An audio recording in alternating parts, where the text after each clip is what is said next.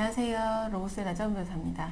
오늘은 산재에 관한 대법원 판결을 하나 소개를 해드리려고 합니다.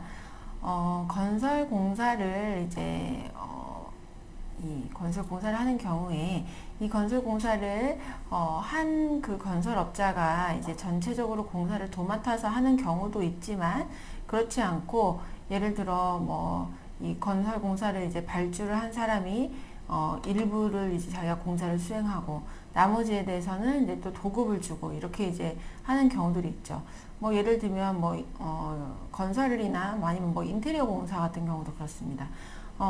이제 예를 들어 한 부분에 대해서는 이 어떤 A라는 그 업자가 이제 도급을 받아서 하게 되고 또 B 부분은 또 다른 업자가 또 하게 되고 뭐 예를 들면 뭐 타일, 목공 뭐 이런 식으로 나뉘어서 하는 경우도 있고 또 건축 같은 경우에는 사실 이제 도급이 굉장히 많이 이루어지잖아요. 그래서 이제 이렇게 여러 이제 그 공정별로 별개로 이제 도급이 이루어지는 경우가 있습니다.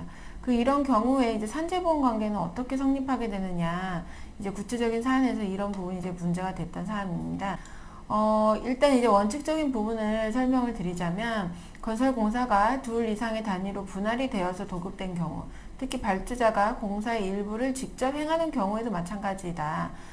그런 경우에는 최종의 목적물이 도급 단위별 공사를 전체로 다 해서 완성되는 것이고 도급 단위별 공사들이 시간적으로나 장소적으로 분리해서 독립적으로 행해지는 것이 아닌 때에는 전체 공사에 대해서 하나의 보험 관계가 성립하긴 한다. 그런데 그런 경우라고 하더라도 도급 단위별 공사의 사업주들은 각각 전체 공사에 대해서 보험 가입자가 되는 것이 아니고 각자 자기가 행하는 도급 단위별 공사의 범위 내에서만 보험 가입자가 되는 것이고, 그래서 보험 관계를 신고를 해야 되는데, 이제 공사를 시작하면 그 해당 공사 현장에서 이제 일하는 근로자가 몇 명이고 이제 이거를 신고를 해야 됩니다. 그에 따라서 보험료 납입을 해야 되기 때문에, 그래서 이 보험관계 성립 신고 의무도 그 자기가 행하는 도급 단위별 그 해당 공사에 관해서만 개별적으로 신고 의무를 부담하게 된다라는 것이 이제 대법원 판결의 기본 논리입니다. 기본 원칙입니다. 그래서 이 자기가 행하는 공사 범위가 아닌 다른 공사 범위에까지 이 성립신고를 해야 될 의무는 없는 거죠. 네. 근데 이제 이게 어떤 사안이냐, 이 사안은 원고가 이제 원래는 전체를 직영 공사로 하다가 이제 법적 분쟁이 있어서 중단을 했습니다. 중단을 한 이후에 이제 일부분만 다시 도급을 받아서 공사를 하게 됐습니다. 그런데 이 피고는 이 원고가 다시 일부분 도급받은 부분에 대해서 일을 하던 근로자가 아니고 다른 사람이, 이 소송 외의 다른 사람이 도급을 받았던 이제 뭐 타일 공사 부분에서 일을 하던 근로자였던 거예요. 그런데 이 타일 부분 도급을 받았던 그 사업자, 공사업자가 사라졌습니다. 예, 사라진 상태에서 피고는 다쳤습니다. 아마 다친 후에 사라진 것 같아요. 그래서 이제 다치고 나니까 이 피고가 이제 자기가 산재보험으로 치료를 좀 받게 해달라 부탁을 해서 이 원고가 공사 전체를 자기 직영 공사라고 이제 하면서 이 피고를 자기가 사용한 근로자인 것처럼 이제 보험관계 성립 신고를 했어요. 그래서 피고가 산재보험으로 이제 치료도 받고 했습니다. 그래서 피고는 이제 나는 치료 받았으니까 뭐 됐다라고 생각했을 건데 원고는 또 뭐 피고 사정이 딱하니까 이렇게 해줘도 되지 않을까 생각을 했겠죠. 그런데 문제는 이 보험급여는 공사가 처음에 시작할 때 보험관계 성립신고를 했어야 되는데 그걸 안 한 상태에서 사고가 발생한 후에서야 원고가 보험관계 성립을 신고를 했기 때문에 보험가입 신고를 게을리한 기간 중에 발생한 재해에 대해서 산재보험급여가 지급이 되면 이 보험급여의 50% 금액 정도까지 징수를 당하게 됩니다. 사업주가 지금까지 보험료를 안 내고 있었던 것 때문에. 그러니까 어떻게 됩니까? 원고가 자기가 했던 공사 부분도 아닌 거에 대해서 성립신고를 하는 바람에 실제 자기가 고용한 근로자도 아니고 자기가 수행하지도 않은 공사 범위에 대해서 이제 산재보험 신고를 성립신고를 하지 않았다는 이유로 보험급여액 50% 상당액을 징수를 당하게 된 거예요.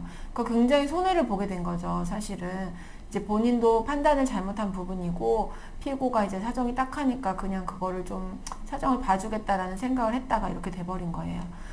그래서 사실 이렇게 되면 이제 굉장히 일이 커지죠. 그래서 이제 다시, 이 원고가 피고를 상대로 이제 소송을 하게 된 겁니다. 그래서 손해배상 청구 소송하면서 저 사람 때문에 내가 오히려 이렇게 손해를 입게 됐다 해서 이제 손해배상 청구를 하게 된 사안인데, 이 사안에서 이제 이렇게 자기가 공사하지 않은 부분에 대해서까지 성립신고를 할 의무가 있느냐, 이런 부분도 쟁점이 같이 되어서 판단이 됐던 부분입니다. 그런데 이제 아까 말씀드렸던 것처럼 이게 이제 별개 공사로 도급 단위로 분할이 되긴 했지만, 전체 목적물인 주택은 단위별 공사가 다 끝나야 완성이 되는 것이고, 그 단위별 공사들이 같은 장소에서 이루어지고 시간적으로도 겹치죠. 뭐 어느 하나 다 끝난 다음에만 하는 게 아니라 이쪽 거 하고 있는 사이에 저쪽에서는 또 다른 일 하기도 하고 그러잖아요. 그래서 이제 시간적으로도 겹치기 때문에 전체 이 보험 관계는 하나로 성립을 하게 된다. 그렇지만 원고는 전체에 대해서 보험 가입자가 되는 것이 아니라 자기가 행한 직영 단위 공사 범위, 뭐 목공이면 목공, 뭐 아니면 뭐 전기면 전기, 이 부분에 대해서만 보험 가입자가 되기 때문에 다른 사람이 수행하는 도급 단위 공사에 대해서는 보험관계 성립을 신고할 의무가 없다. 또 피고도 원고의 직영 단위 공사에 사용된 근로자가 아니기 때문에 그 원고를 보험 가입자로 하는 보험 관계에서는 보험 수급권자가 될 수 없다라고 법원에서 판단했습니다.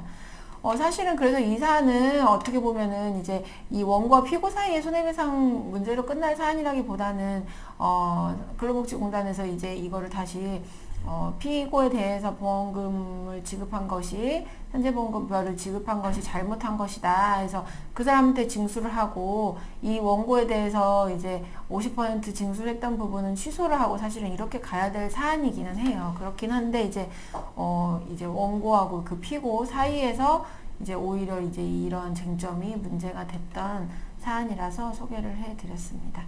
네, 약간 특이한 사안이지만 조금 알아두실 필요가 있어서 오늘 여기까지 설명해 드렸습니다. 감사합니다.